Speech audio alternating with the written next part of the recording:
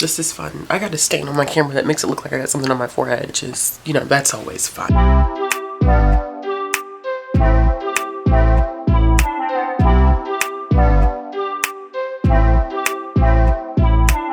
Hey y'all, it's Ashley Bookish Realm, and we are back with another currently reading on my radar video. As you all know, or if you're new here, because you may be new and you may not know, I have stopped doing TBRs.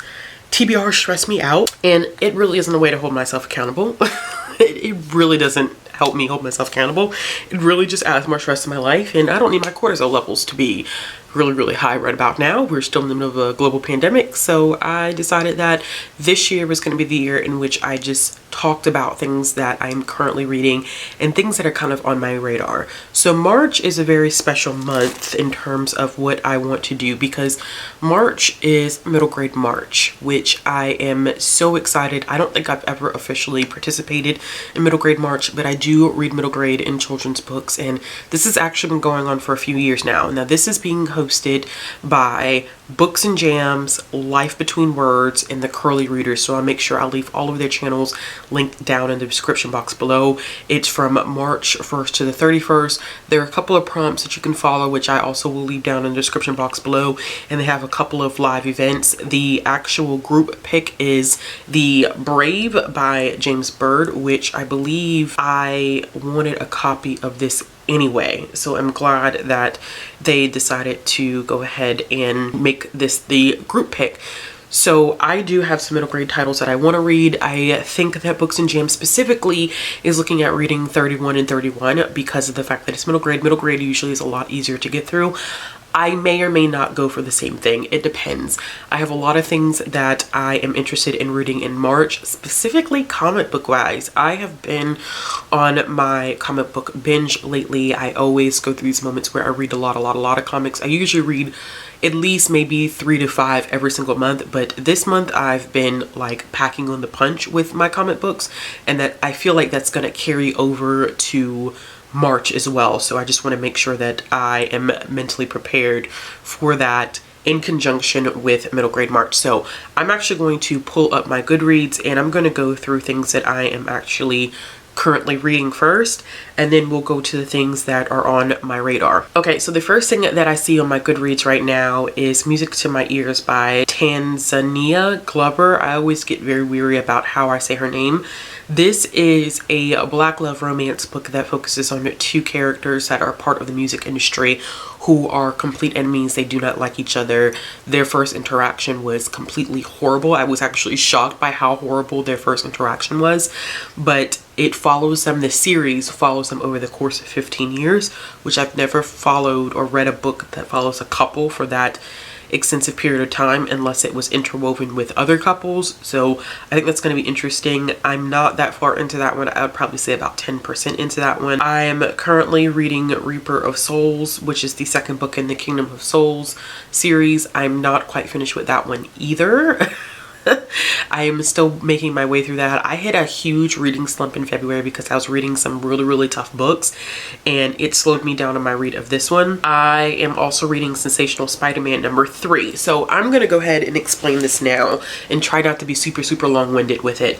So you're going to see me reading a lot of single issue comic books if you follow me on Goodreads.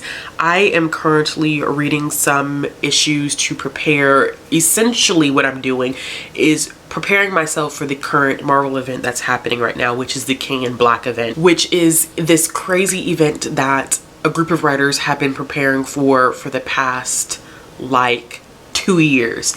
And it is epic and it is awesome, and I'm going back through really and reading the issues that lead up to this huge event. Now, this huge event centers on a character by the name of Null, and Null is the individual that is responsible for what is called, I think I may be saying this probably wrong, is a symbiote, which I'm probably not saying that right. But anyway, you know Spider-Man's black suit, the thing that was crawling all over him that he ended up rejecting, that went to the reporter Eddie Brock, and then Eddie Brock becomes Venom. Okay, it deals with all of that. It deals with another character by the name of Carnage, and basically Null has come back to kick everybody's butt. So with that being said, it's a lot of reading to get up to the King in Black event. So it looks like I'm reading like random comic book issues, and I'm not. It's all intentional. It has a purpose. So I'm currently reading Sensational Spider-Man issue number 3. This is from the 1996 run by Dan Jurgens. I'm passing some stuff that I have recently finished, which I'll be talking about in my wrap up. I'm still making my way through The Sea in Winter by Christine Day. I need to make a huge dent in that one.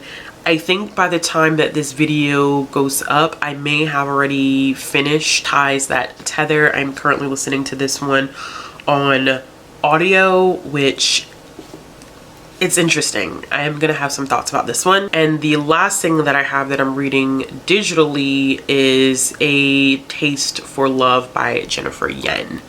So that one came out, I believe, on like the 2nd of February. I'm reading that one now. So I have some more currently reading things on my Goodreads, but technically these are things that probably are going to be done by the time that this video goes up. So I don't want to say that I'm currently reading them and then I'm really not currently reading them. It would be super awkward. So that is it. Now, I could do this thing again where I'm going to show you because I like doing this. I'm gonna show you what I have on Libby because some of this stuff is middle grade stuff that I think I may end up finishing for middle grade March. Okay, so I'm gonna scroll up to the top. As you can see, yeah, so Ties That Tether, I'm 62% into that, which means that I'm probably gonna end up finishing it. Nixia, which was recommended to me by Bethany over at Beautifully Bookish Bethany, I may delay that hold.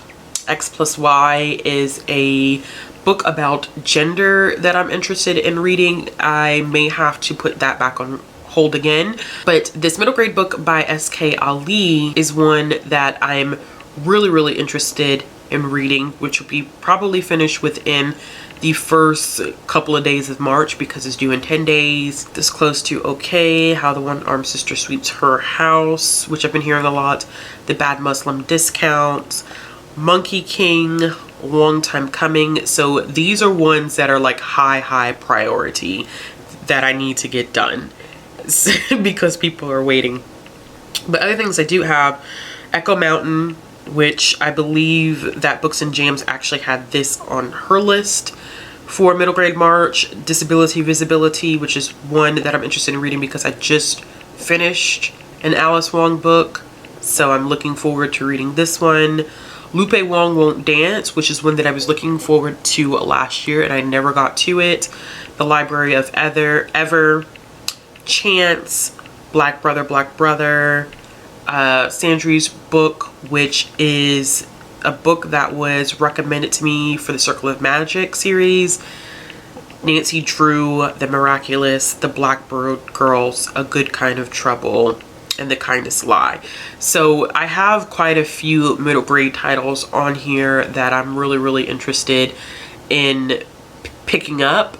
So I will be referring or kind of like deflecting to my Goodreads a lot for that. But the other middle grade titles that I'm interested in picking up for the month of March are going to include Midnight Without a Moon by Linda Williams Jackson and A Sky Full of Stars. So both of these books. So both of these take place, well, I'm not sure about this one, but I do know this one starts off in 1955 in Mississippi, and it follows a young girl by the name of Rosalie Carter who lives in the South with her family. Her mom and her aunt have already moved north, but she's still in the South, and her family, they are sharecroppers on a cotton, I almost said plantation, not a plantation, but with cotton fields. They're sharecroppers. And what ends up happening is in the next town over, a young boy by the name of Emmett Till ends up getting killed, and then basically Rose has to decide whether she wants to be a part of the movement that's going to come out of the death of Emmett Till. So these are going to look heavily, I believe, at the civil rights movement. I don't know if they're specifically based on Linda Williams Jackson's, if this has anything to do specifically with her family or her own experiences. It may or may not, I'm not sure, but these are absolutely gorgeous and I just have not gotten a chance to read them yet. I also have Ghost Squad by Claribel A. Ortega, and this is about two kids who actually accidentally cast a spell that raises malicious spirits, and then they have to work with one of their grandmothers in order to help solve the problem that they have caused. I have heard a lot of great things about Ghost Squad. Don't ask me why it's taken me so long to get to Ghost Squad. Because I myself, I do not know why it has taken me so long, but I definitely think that it's about time for me to, you know, do the thing and actually pick it up and read it. The next one that I have here is Blended by Sharon Draper. This is about the experiences of a biracial girl who has a black father and a white mother, and she struggles a lot with her identity and she never feels quite black enough. She never feels quite white enough. So this is an exploration of her experiences. This is one of, I believe that this is the second middle grade book that Sharon Draper has. I know Out of My Mind is middle grade. She has another series which is the Clubhouse Mysteries, but those are more children books. So I'm not sure she has more than 2 middle grades, but this is one that I have not read by Sharon M. Draper, and I love Sharon Draper. She's a wonderful human, has done a lot of things for children's lit and young adult lit, so I definitely needed to pick up one by her this month. I'm gonna put Percy on here because I should be ashamed of myself at this point. I still have not finished the first reread of Percy Jackson and the Olympians, and the entire group chat is like on the second book for the Heroes of Olympus, and I'm so embarrassed because I can't engage in the conversations because I have not caught up yet.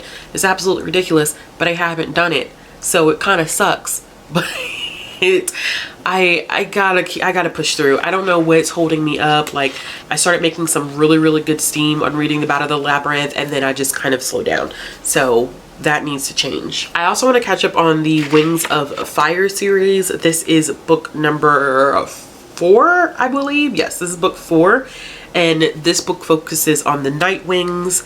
And the third book, which was The Hidden Kingdom, had a heck it had a heck of a cliffhanger, because that one, I believe, was about the rain. Was it the Rain Wings? Was that one about? I believe that one was about the Rain Wings, and it was so good. It was so good. The first 2 books of the series are okay, but when you get to that third book, I just felt so invested in the series as a whole. So this is one that I need to, and I can't tell you anything about it. That's what sucks. I can't tell you anything about it because it would spoil the rest of the books, but this is the 4th book and I have the 5th book, so if I finish the 4th book, I have the 5th book on hand. All right, and since I'm going to be reading quite a bit of comics, just, you know, regular comics, I thought that this would also be a perfect time to read some middle grade graphic novels. So I have When the Stars Are Scattered by Victoria Jamieson and Omar Mohammed. This is about 2 boys who end up in a refugee camp in Kenya based on Omar Mohammed's experience. And he has the opportunity to go to school, but if he goes to school, that means that he'll be leaving his nonverbal brother behind. And at this point, when they're in the refugee camp, I'm pretty sure that they're all that they have, each other. So I'm interested in this one. This actually won the Caldecott Award, I believe. Or did it win the Newbery? I can't remember. I'm trying to remember. I think this one won the Newbery Award, and I think that one of the picture books that I won got the Caldecott Award. I'm pretty sure that's how it went. Something along those lines. But I'll correct myself if I'm wrong, but I think that this one got the Newbery Award for 2020. I have 2 DC Zoom comics. So these are comics that specifically look at younger versions of some of DC's characters. I think that this one, specifically Batman Overdrive, looks at a younger version of Batman. Batman is not my favorite character in the DC universe, just so y'all know. I think a lot of people know this at this point, but I am interested in this because Batman is a little bit younger, and I think that this one has a little bit to do with like car racing. The next one that I have here is Dear Justice League. This one is one that focuses on kind of like a Q&A with the Justice League. So there are kids in this graphic novel that ask the Justice League questions, and then they respond to those questions. So, but it's more than just like, oh, a frame of a kid asking a question and then a frame of the Justice League answering the questions. It's a little bit more than that, but this should be fun because I do like the Justice League as a team. Okay, y'all, I was wrong. New Kid, I believe, won the Newbery Award. I got my things all crossed.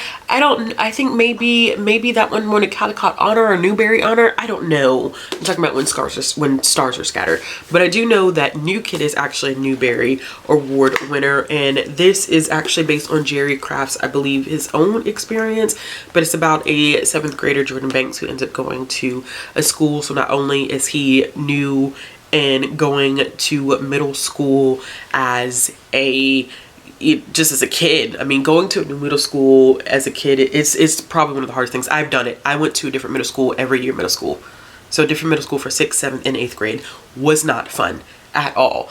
So I get that. But then he ends up being one of the few kids of color in the entire school. So that adds a completely different layer of things that he has to navigate. So I know that this one is highly regarded. The second book, Class Act, just came out last year in October, I believe. But I didn't want to pick it up until I read it, New Kid. So I definitely am looking forward or hoping to make it to this one this month, not this week. And the next one that I have, I've talked a little bit about on my channel before, but I never got to read it, and this is Measuring Up by Lily Lamont.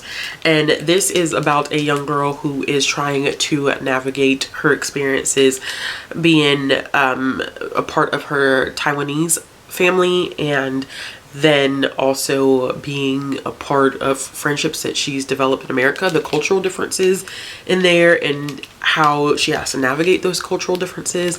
And I think she does so in the form of food after she enters into a cooking contest, and she ends up making Taiwanese dishes. So I think that this one is going to be really, really cool. And then I have Twins, which is done by Varian Johnson and Shannon Wright, and the artwork in this one is one that I am so looking forward to because the artwork looks really, really great. But it's about a set of twins who pretty much have done the same thing with each other. They do everything together, and then as they start to enter 6th grade, they start to go in opposite directions.